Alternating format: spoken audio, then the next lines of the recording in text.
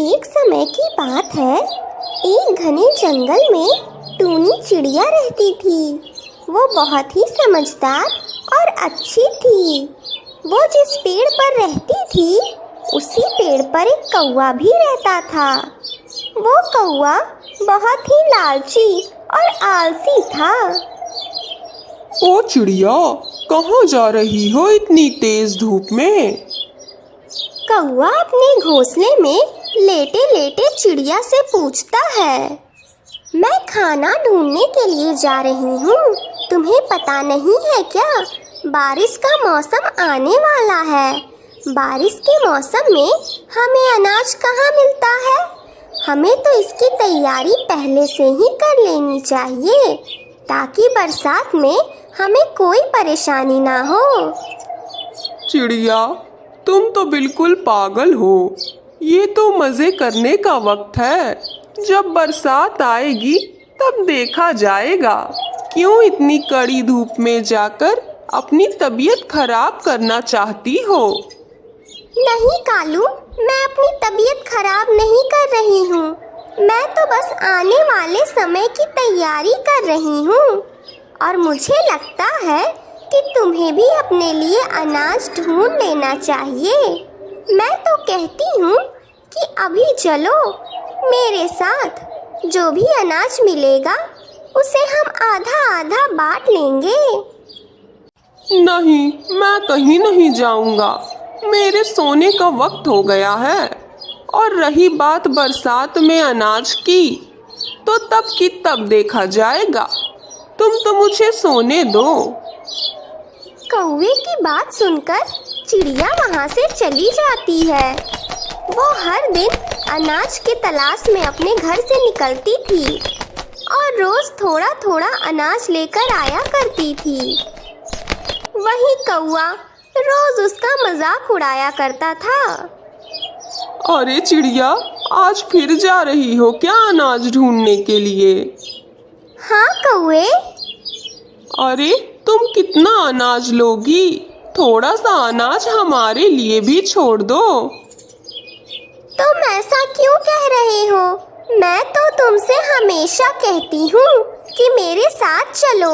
हम साथ में अनाज ढूंढेंगे और जो भी मिलेगा उसे हम आधा आधा बांट लेंगे। आखिर हम पड़ोसी जो ठहरे। अरे नहीं नहीं, मैं तो तुमसे मजाक कर रहा था और तुम तो मेरे गले ही पड़ गई। मुझे कोई अनाज नहीं ढूंढना है। तुम जाओ। पता नहीं ये तुम्हारा नाटक कब तक चलेगा। ये कोई नाटक नहीं है कालू। बरसात आने ही वाली है। तुम्हें जल्दी ही एहसास हो जाएगा कि तुम कितनी बड़ी गलती कर रहे हो। हाँ हाँ, ठीक है। जो होगा देखा जाएगा। मैंने इतनी बरसात काट ली है, ये बरसात भी काट लूंगा। कुछ दिनों बाद बरसात का मौसम आ जाता है। एक रात जोरों की आंधी और तूफान चल रही थी। बरसात में कालू का घोंसला उड़ जाता है। अरे मेरा घोंसला तो उड़ गया और मुझे बहुत ठंड भी लग रही है। ये बरसात तो मेरी जान ले लेगी। अब मैं क्या करूं? कहाँ जाऊं? तभी एक जोरों की हवा चलती है और कालू उड़ते हुए चिड़िया के दरवाजे पर जाकर गिर जाता है। ये मेरे घर के दरवाजे पर क्या गिर गया?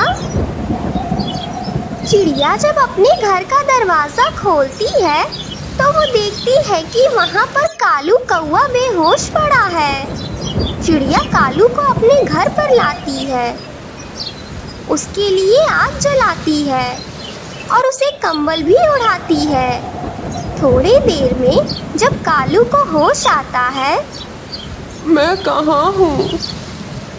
ये किसका घर है? कालू, ये मेरा घर है। तुम मेरे घर में हो। मैं यहाँ पर कैसे आया चिड़िया? कालू, लगता है बहुत तेज आंधी चल रही है। इसी आंधी की वजह से तुम मेरे घर पर उड़ते हुए आ गिरे। अच्छा, मेरा घोंसला तो उड़ गया और मेरे पास कुछ खाने के लिए भी नहीं है।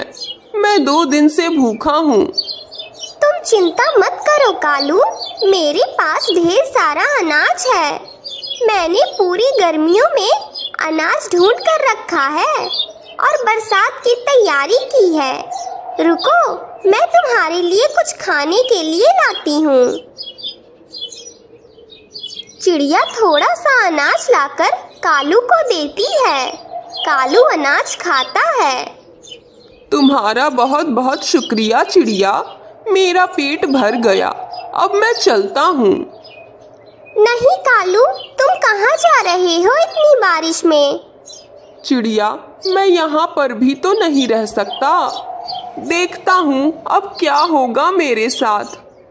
नहीं कालू, जब तक बरसात नहीं रुकती तब तक तुम मेरे घर में रह सकते हो। मैंने इसी गर्मी में अपना नया घर बनाया है और इसमें तो 2-2 कमरे भी हैं।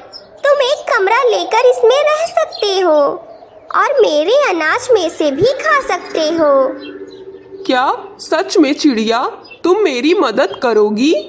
हाँ कालू, हम पड़ोसी जो ठहरे, ऐसी मुश्किल की घड़ी में तो मैं तुम्हारी जरूर मदद करूंगी। चिड़िया, मुझे माफ कर दो। मैं हमेशा तुम्हारी मेहनत का मजाक उड़ाया करता था, पर अब मैं समझ गया हूँ कि हर इंसान को मेहनत करनी चाहिए अपने कल के लिए और हमेशा अपने कल की तैयारी करनी चाहिए। मुझे माफ कर दो। मेरे इतना मजाक उड़ाने के बावजूद तुमने मेरी इतनी मदद की। मैं तुम्हारा एहसान जरूर उतारूंगा। अब चिड़िया और कालू दोनों एक साथ चिड़िया के घर में रहने लगते हैं।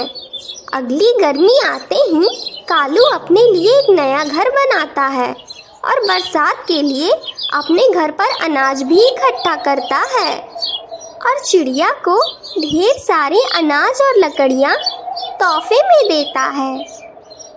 मेरी ऐसी ही कहानी, हाँ नहीं, हम दोनों की ऐसी ही कहानी देखने के लिए लाइक और सब्सक्राइब करें हमारे चैनल कोको छुन छुन की दुनिया को और बेल आइकन दबाना ना भूलें।